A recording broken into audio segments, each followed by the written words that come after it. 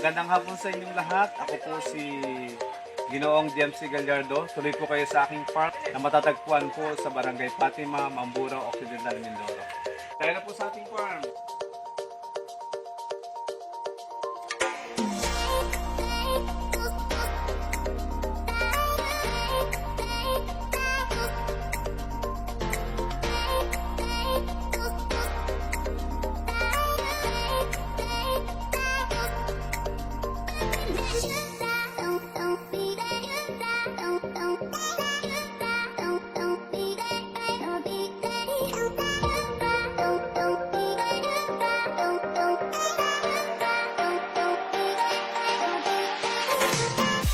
Ito nga pala yung aking mga seedling tray na kung saan ay nakapunla na rin dito yung aking mga buto. Ngayon, sumibol na po siya. Pinunla ko siya noong April 14. Ito po ay sili na galing sa aking kaibigan.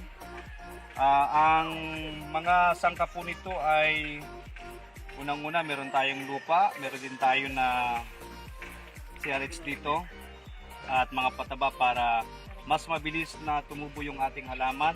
Ito ay sili, kasama sa sili ay meron tayo ditong mga banda rito naman.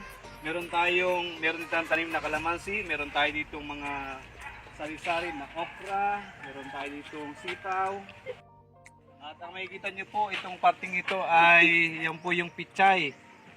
Nag-improvise po kami ng silungan para hindi masyadong maluto sa araw yung tanim namin. Kaya naman nilagyan po namin yan. Ito po yung aming talungan. Yan.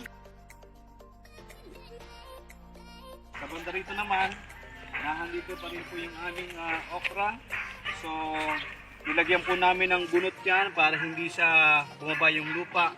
So, marami pong patabayan. Yung dumi ng hayop, nilagay po namin para gumanda po yung tanim namin. Dahil ito pong lugar namin ay malapit po kami sa dagat.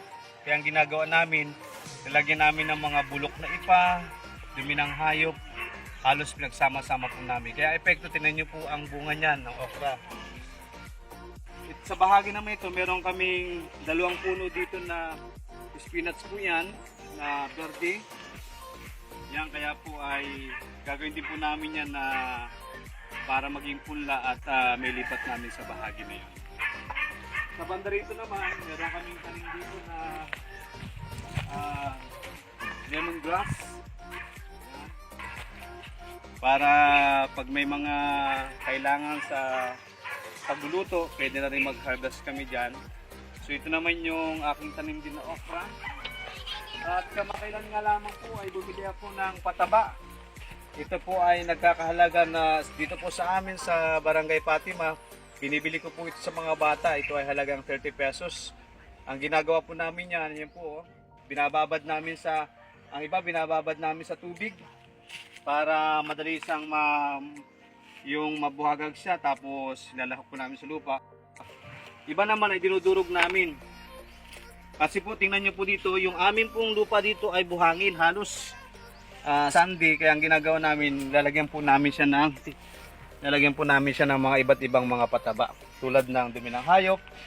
At saka po ito yung mga pusot. Yan, yung pusot po. Tapos ninyo, ito po ay galing sa nyog, tapos iba galing sa wood. So ginagawa po namin ay binabasa po namin yan para mabulok, tapos nilalahok din po namin sa aming lupa. Sa banda rito po, makipansin natin, nagtanim po kami dito na yan.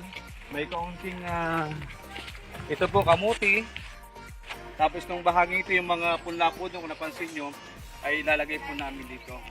Ito po yung aming tomato. At the same time, itong bahagi pong ito yung aming alugbati na pink. So meron din kaming alugbati na green. Ito po.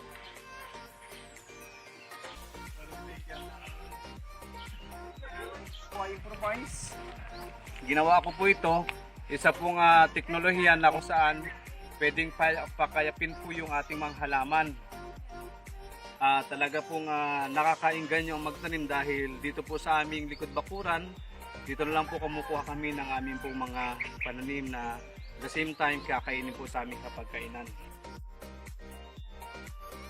So kanina lang po inayos ko ito para sa ganun, lahat ng mga pwede ko pang idagdag ay mataniman ko po ito.